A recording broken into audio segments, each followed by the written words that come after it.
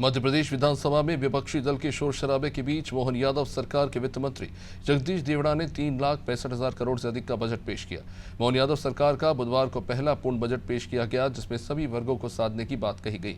इस बजट को लेकर भोपाल की जनता का क्या कुछ कहना है, आइए आपको सुनवाते हैं।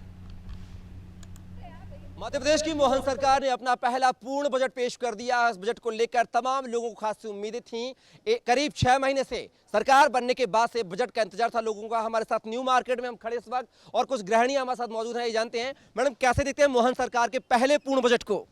अच्छा है, काफ़ी चीज़ें दी है तो काफ़ी ठीक है, अच्छा है। टैक्स में बढ़ोतरी नहीं की गई, जो एक बड़ी समस्या हुआ करती थी महिलाओं की, गृहिणियों की। पुराने जैसा टैक्स है, लेकिन बजट को 2.5% ज्यादा बढ़ा दिया गया है। नहीं, बजट ज्यादा है, खर्चे कम है। हाँ, तो इससे हम लोग को फायदा होगा ना। टैक्स में कमी मतलब बढ़ा नहीं है, ये ज़्यादा अच्छी चीज़ है। युवाओं को रोजगार भी देने की बात कही गई है। 7500 पद जो है पुलिस विभाग में, 46,000 स्वास्थ्य विभाग में पदों का सृजन किया गया है। हाँ, अच्छी चीज़ है। मैडम, आप कैसे देखते हैं इस बजट को? बजट तो अच्छा है, बस ये है कि जैसे हमें कुछ चीज़ें हैं, जैसे प्राइवेट हॉस्पिटल्स है, प्राइवेट हॉस्पिटल से लिए कोई रूल्स रेगुलेशंस नहीं है। हम जितना पे करते हैं, हमें बस वो हमें एक बिल दे देते हैं और उतना हमें पे करना पड़ता है। और हम अगर पे नहीं करते हैं तो वो लोग काफ़ी सारे इश्यूज हमारे लिए क्रिएट करते हैं। बस हम लोग ये चाहेंगे। और जैसे स्कूल की फ़ीस होती है, फ़ीस में हर साल 10% क्यों इंक्रीज़ करते हैं? प्राइवेट स्कूल्स में फ़ीस इंक्रीज़ क्यों होता है? बस हम लोग ये चाहते हैं कि ये चीज़ों पर भी बैन लगाया जाए। आप कैसे देखते हैं इस बजट को? मैं जैसे जॉब क्रिएट करने का तो बोला है, बट अगर ये ग्राउंड लेवल पे इम्प्लीमेंट हो रहा है कि नहीं, ये देखने वाली बात है। और रही बात उसकी, तो हमारा मतलब जो गैप है पुअर और रिच मैन का, मतलब 1% जो पॉपुलेशन है उसके पास 40% पैसा है।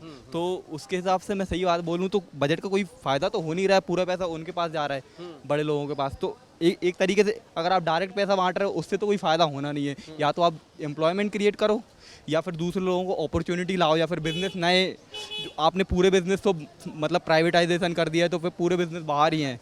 गवर्नमेंट के हाथ में भी कुछ होना चाहिए ताकि वो ऊपर बढ़ा सके। पूरे अगर आप 1% के पास ही पैसा जाएगा, गवर्नमेंट के पास कुछ बचेगा नहीं। या तो गवर्नमेंट को चलाना आना चाहिए, या फिर ऐसे लोगों के हाथ में दे जो मतलब कई लोगों का भला करे। बिल्कुल, कहीं ना कहीं नाखुश युवा नजर आ रहे हैं। ये जो है, आखिर जाति का उसमें भ्रष्टाचार होते हैं, घोटाले होते हैं, और एक के बाद एक तरह के। मैडम, क्या कहेंगी बजट को लेकर? मतलब सरकार ने बजट पेश किया है, क्या कहेंगी?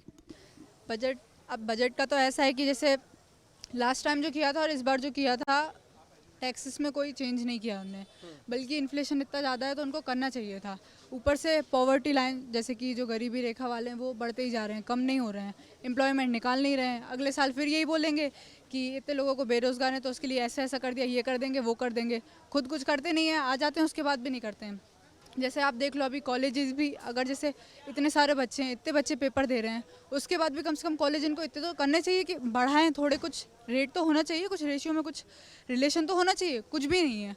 और एजुकेशन का तो फिर आप नहीं बोलो तो अच्छा है। जैसे अभी नीट का भी पता है आपको, स्कैम हो रहा है, तो उसमें भी कुछ वो नहीं किया उन्होंने। और बाकी और चीज़ों में भी नहीं कर रहे हैं। नकल विरोधी कानून भी ला दिया गया है कि जो नकल कराया गया, इस तरह के जो घोटाले होंगे उनको जो है 10 साल की सजा होगी, जुर्माने का प्रावधान भी किया। तो कैसे आपको नहीं लगता कि लगाम लगेगी? कुछ नहीं लगेगी, क्योंकि अगर कुछ होना होता ना तो पहले हो जाता। वो कुछ ऊपर तक ही रिलेशन है उसका, इसीलिए वो कुछ कर नहीं रहे हैं। नहीं तो मतलब ऐसे आप देखो, जब इतने तो पकड़ाए हैं, बस कितने होंगे जो अभी तक पकड़ाए नहीं होंगे? कितना हुआ होगा? और इतने से तो कुछ नहीं होगा। जैसे लेके आए हैं, उसका इम्प्लीमेंटेशन अभी जून में ही हुआ है, और अब देखो 8 जुलाई को क्या होता है, फिर पता चलेगा। देख सकते हैं तमाम सवाल हैं युवाओं के, गृहिणियों के। अब देखना होगा, सरकार ने बजट तो पेश कर दिया, लेकिन इस बजट से क्या जो वर्ग है, चाहे युवा वर्ग हो, चाहे शिक्षित वर्ग हो, चाहे गृहिणी वर्ग हो, चाहे सीनियर सिटीजन हो, कितने खुश नजर आएंगे या नहीं, ये तो आने वाला वक्त बताएगा। कैमरा पर्सन जर्नलिस्ट झा के साथ मैं कपिल मिश्रा, अनादि टीवी भोपाल।